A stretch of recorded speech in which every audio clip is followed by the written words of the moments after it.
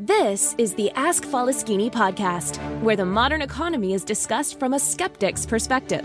Mr. Falaschini helps you distinguish what is sustainable in our economy and what isn't. Not everything that glitters is gold, and not all mud is dirty. The podcaster Mr. Falaschini provides no-nonsense advice. He had it all, lost it all, went bankrupt multiple times, and is now attempting to come back from zero with sustainable growth. There are numerous coaches and preachers on the internet that preach about positive thinking and how life is all roses if you just care to see it that way. Well, Mr. Falaschini is definitely not one of them. We recommend you ask Falaschini to keep it real. He discusses the darker side of the current economic reality, the side that's more important for your personal and business finance. His first intention is to help you keep what you already have. Not to be a complete party pooper, Mr. Falaschini will also hint at the earning opportunities in the economy today. In order to please the almighty algorithm, please like, share, and subscribe. And now it's time to start taking notes. The mic goes to the podcaster, the one and only Mr. Falaschini. Welcome to the Ask Falaschini podcast with a guest. I'm proud to present Sandra James. Sandra, please tell us more about yourself. Well, thank you so much for having me, Peter. I appreciate it today. So, I grew up on a farm in Nebraska with 9 kids in my family. And my dad wanted all boys because he wanted to farm. And he got 1 boy and then 5 girls. And then the last 3 were spread out. So, it was over 20 years. They had 9 kids, my mom and dad, same mom and dad. But my dad wanted us to work on the farm. He wanted a farm. So he treated us, the first 5 girls, especially like boys. As soon as we could walk, we started working. So, what that did for me later, now in life, when I look back, I think that gave me a really good work ethic that's helped me to build the life that I have today. But when I was in grade school, we had to move because my dad went bankrupt. And so when we had to move, we moved into a small town and I didn't know anybody. And I was really insecure. And, I wore hand-me-downs and stuff. We didn't have a lot of money. And so I just didn't feel like kids liked me. And so I connected with a girl that was, her mom was divorced, one of the only divorced women at that time. And so she, I started drinking vodka with her and smoking cigarettes at lunchtime. We were like in 5th grade, right? So by the time I was out of high school, I was doing all kinds of drugs and drinking. I did finish high school, but then I was really, my dad, shortly after that, by that time he'd rebuilt the farm and was building a dairy farm, and we would milk cows at 3:30 in the morning and 3:30 in the afternoon. And, I would come home and he would be like, I would be out all night drinking and partying and come home and go right to work. And sometimes I'd fall asleep working. He was like, "This isn't working for me, kid. You got to go." And so that's when I left the farm the first time. So, but then I ended up going to Phoenix, and I kept down that track of using drugs and alcohol. And finally, at one point, I decided that I was going to choose life. And I chose to live instead of keep using drugs and alcohol. And I got sober. And a year later, I started my first business. And within a couple of years, that business was doing $1 million in revenue. And then I just built it from there. After 9 years, I sold that business. And then I started another business that I still have today, Private Eyes. And so we do background checks and make a safe workplace possible for all of our clients all over the globe. And, we also provide income verifications for banks and mortgage lenders in the United States by verifying the income that you have with the IRS, so that you can qualify for a mortgage loan or an SBA loan to build your business. And so, it's been through all kinds of challenges that I've gotten to where I'm at today. And that's why I wrote the book. Okay, your book is amazing. I just couldn't stop reading it. So it was like in a one night, I had to go all the end. And at the end, I saw that there's going to probably be another book because so I would like to ask you that you start writing another book approximately from 2011 when you started investing in the property. That's another book, right? Okay. Yeah, because investment properties have been a really, I bought my first house in 1990, not to date myself. A woman should never give her age, her weight, or her income, right? And so, but I bought my first house, and I've made money on every piece of real estate I've ever made. But the first house I bought, I did, get a loan for it. And the second house I bought, I got a loan for it. And I was doing things that way. But when I started investing later, I started to find properties that I could pay, I could pay cash for it. And all of those properties have appreciated 100, 200, or 300% since I acquired them. And so real estate is a really great way to grow net worth. So, it's something that, you have to pay taxes and insurance, and it's important that you have insurance because none of us know what's going to happen. Last night, another hurricane hit in Florida. And so, you need to pay those things as well, but you'll have less overhead when you don't leverage for properties. So you'll have less monthly overhead. And if you rent the properties, you'll have income on top that will pay those expenses as well. Yeah, that is, we spoke before the interview, and I'm really amazed that you're one of the few that believes, as I do, that we should have non-leveraged property. And that also brings stability to our business, I believe. Yes, exactly. And, I learned that the hard way, right? Because when I had a large corporate contract, people were like, lease copiers, lease the bigger office, lease this, lease that. And I did. And when they left and they were 85% of my revenue, I thought I was going to die. And by that time I had 2 small children and had went through a hostile divorce. And so I had and I didn't downsize fast enough. So I kept a lot of employees and a lot of the space that I didn't need after they left, thinking I was going to recover faster. And instead, things got worse before they got better. And then there I found myself in the position I was looking at potentially going bankrupt. And I couldn't because I had a loan attached to my house at the time that I used for the business to keep it going during that loss of a client. And so today, I have thousands of customers, and I've preferred, since I paid off that debt, because I chose not to go bankrupt, and I paid off the debt. And, now I prefer to operate typically debt-free as much as I can. I use some credit to, give me more time. I have credit cards that I use to pay vendor bills and stuff, but we pay those off right away.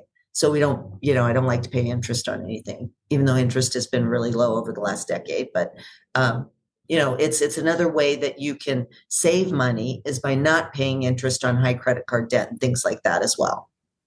Yeah, that is amazing. Just how you talk in the book also about the scale down and how you did not do it fast enough. And I believe all of the seasoned business people have this experience because we live on a hope. Let's say like this, we're gonna substitute one client for another, and it's just around the corner, and we are negotiating already. And I have a lead here, and someone has recommended me there.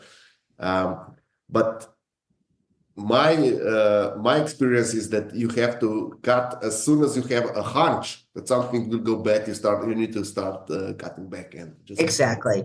And so I've been very fortunate because I've had natural attrition at my company, and now I have people that have been with me. A lot of people have been with me over a decade, and so they're trained and they do a really good job, and so it makes my life easier. When I was younger, I probably overutilized the team, and now I maybe underutilize them some so that they stay with me longer and that, they can go with the ebbs and flows. So if volume increases, they can work more and they get paid more overtime or bonuses. And if volume is less, they work a little bit less, but they're trained and they can handle it when things increase, because we don't know what's coming next with the economy. And there's a lot of things that are out of our control. But I did learn that if you have to cut back, you have to make that decision fast. And I had people tell me that at the time, but I wasn't open to listening. And I kind of thought that everything that was happening was just about what was happening to me. And then, the financial crisis happened and a little time went by. And some of my friends were like, telling me how it impacted their business. And I realized it was a financial crisis that we were having. It wasn't about Sandra. Like we sometimes are stuck in our world and we're like, this is just about what's happening here. Mm-hmm. In your book, you're also writing about mentors in business and professional associations. Can you share a bit of insight in that. You already mentioned that people were trying to convey to you that you should scale down faster, but there was good advice that you just couldn't take. And my life is also full of good advice. I know, right? I'd be dangerous if I knew then what I know now, right? And so, yes, I got certified through WeBank as a woman-owned business when I had that large corporate contract back in the early 2000s. And that I volunteered to help get other women certified through the organization. So I would go out and do an on-site visit and things like that. But I didn't really get involved with the organization, but I met a lot of other CEO women by doing that. And those women were running businesses too. And what I've found out from being an entrepreneur for decades is that it doesn't matter what our product or service is. We all have the same issues at work. We all have payroll. We all have staff. We all have to be somewhere. We're selling a product or service, so we need marketing, right?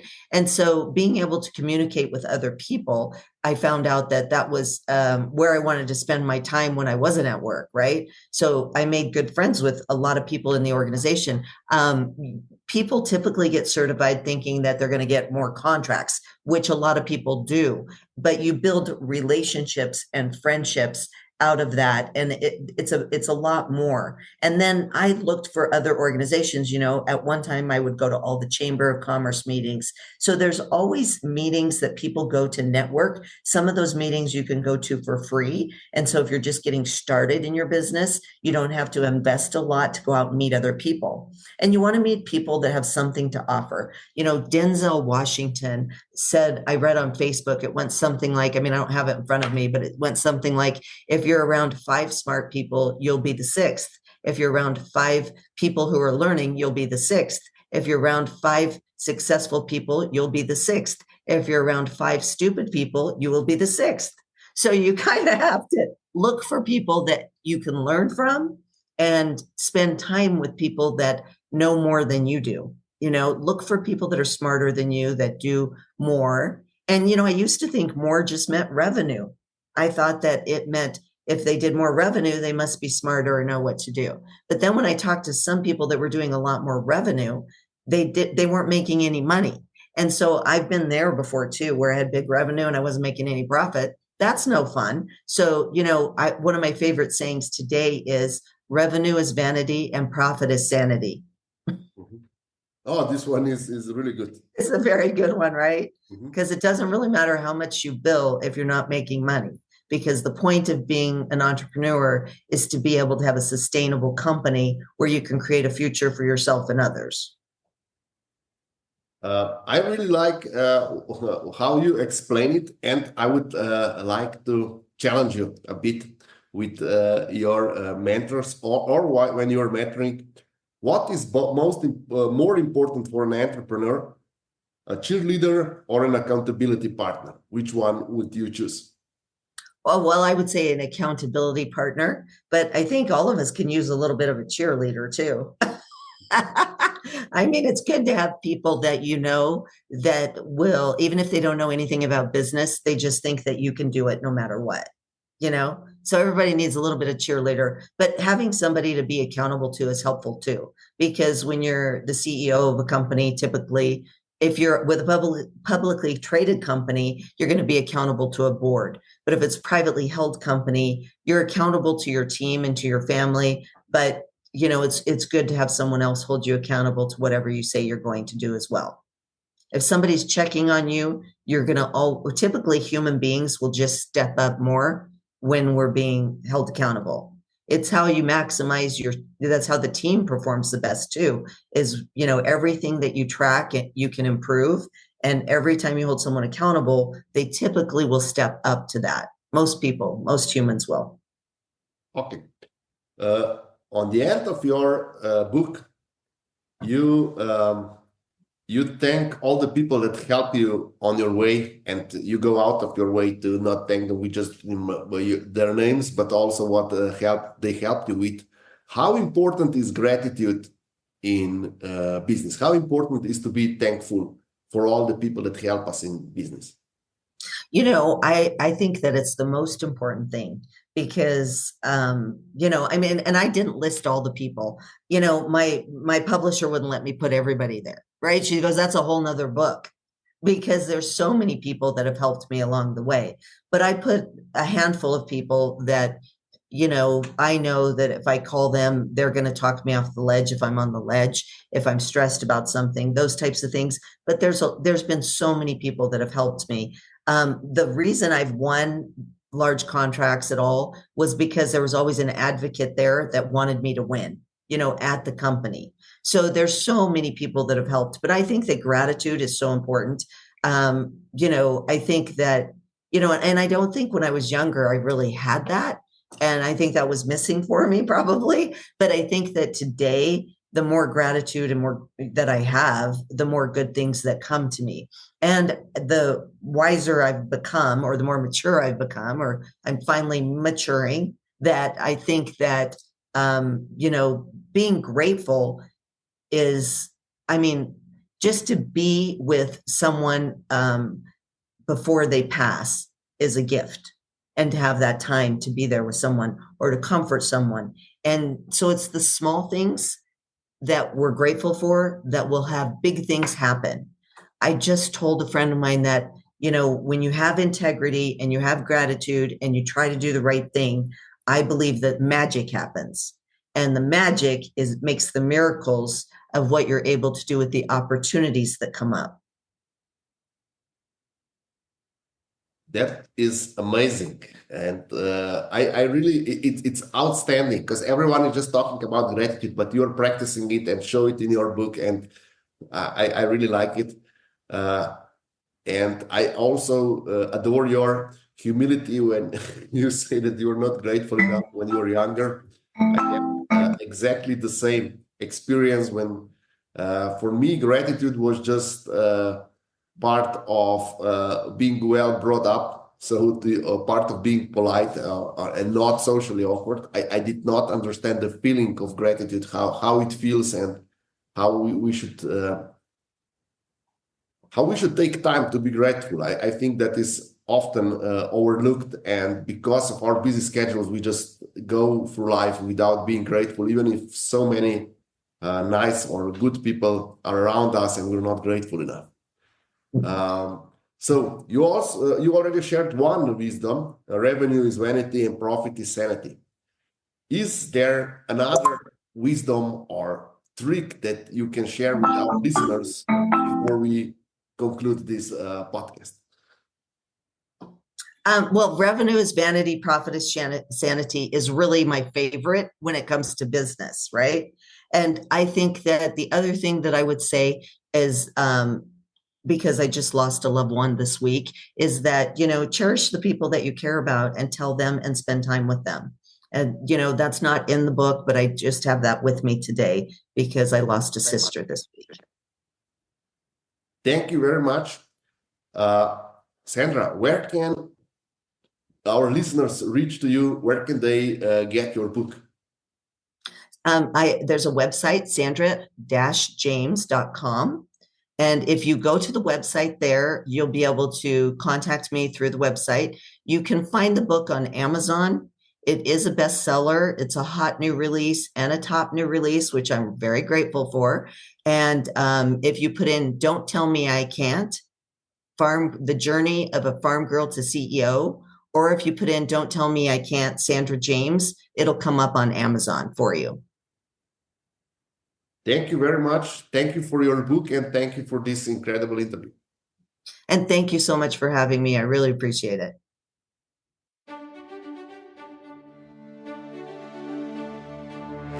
Thank you, Mr. Falaschini, for this outstanding podcast. And thank you for listening to the Ask Falaschini podcast until the end. Mr. Falaschini would love to hear your feedback in the comments. And don't forget, if you want to know, ask Falaschini or listen to the Ask Falaschini podcast. In order to please the almighty algorithm, please don't forget to like, share, and subscribe.